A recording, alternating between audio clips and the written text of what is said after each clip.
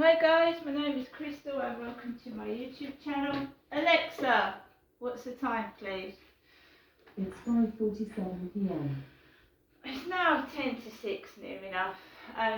When I got in the taxi this morning, I just got back from walking Max around the field, so I still had my Wellington boots on. I got into the taxi, well at least it wasn't my slippers or my flip-flops. I actually got into the taxi with my welly boots on. Because normally I come in from taking Max for a walk, take the wellies off, and I put my trainers on. Or if I'm just in the flat, I walk around in my socks. But I got into the taxi with my wellies. I've got a lot of stuff on my mind. I mean, you don't forget losing a parent. You don't. You never forget someone that's dead, never, that's in your family. And you have to get on and move on with life, but they're always there, and you always think about them. And like I said, when I go up to my mum's, there's always an empty vacant chair where my father used to sit. The tree was broken, my mum's Christmas tree was broken. I've got my blue one. The thing is, me and my mother are trying to remain independent people while we can. I mean, I'm 53, my mother's 75, okay. If it ends up where I have to push my mum around in a wheelchair, I'll have to do it. That's as simple as that. But at the moment, she wants to be in her own flat. The tenancy's been handed over to her, so she's got a roof over her head. And she's on her own, so there's no hurry to get up and rush. She can take things at her own pace, right? And that's it. So I went up there. My mum's got no decorations up, and that is how my dad had it last year. He didn't have any decorations up. He didn't celebrate Christmas.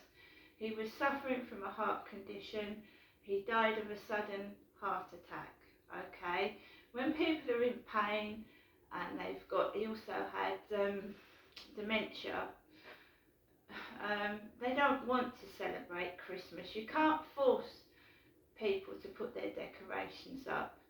You can't force them to do anything. Well, my mum is still okay in the mind. She knows what day it is, what time it is. She's all in the mind. She's absolutely fine. It's just her body has got old, right? And my dad has left me and my mother at a time. He controlled both of us, he did. He was very controlling. And my mum is now at an age where she doesn't want to meet anybody else. She just wants to carry on with her life. And you know, my dad sort of controlled me as well. I'm 53. I mean, most men want to meet a bright, pretty young woman. Not all men, but that's what they're looking for. And when you get left, especially my mother's 75, right, you've got to carry on with it. And why should we moan, groan and shout at everybody and be miserable? Because I'm quite happy as I am. I came in, Max was pleased to see me, he squeals and gets all excited. I've got two lovely cats that sit on my lap and couldn't care less what I look like, right? So my mum rang me about, was it 20 to 6? 20 to 6 she rang me. And said, what am I doing Christmas? Am I going up there Christmas Day, Boxing Day? I don't have to. Well, it's going to look pretty nasty on me if I leave my poor mum on her own Christmas Day with no company and nobody, isn't it? Alright? I couldn't do that to my worst enemy. Leave them alone at Christmas because of so-called rumours. Rumour mongering, rumours that ain't true, right? If you believe a liar and a thief and a man that hits a woman, go ahead. Go ahead. Because a coward hits women and people smaller than themselves. When a big man of about 7 foot comes near them, they run off with their tail between their legs. Right?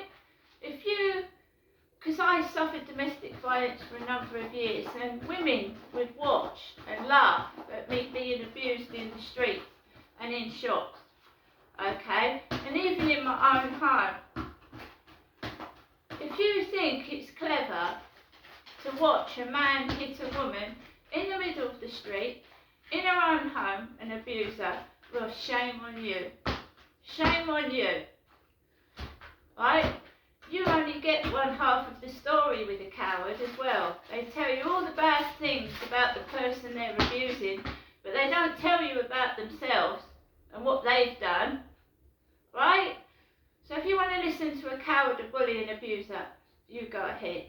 I'm fine by myself, thank you. I don't need someone punching me on Christmas Day. I don't need somebody saying that I stink and I smell on Christmas Day.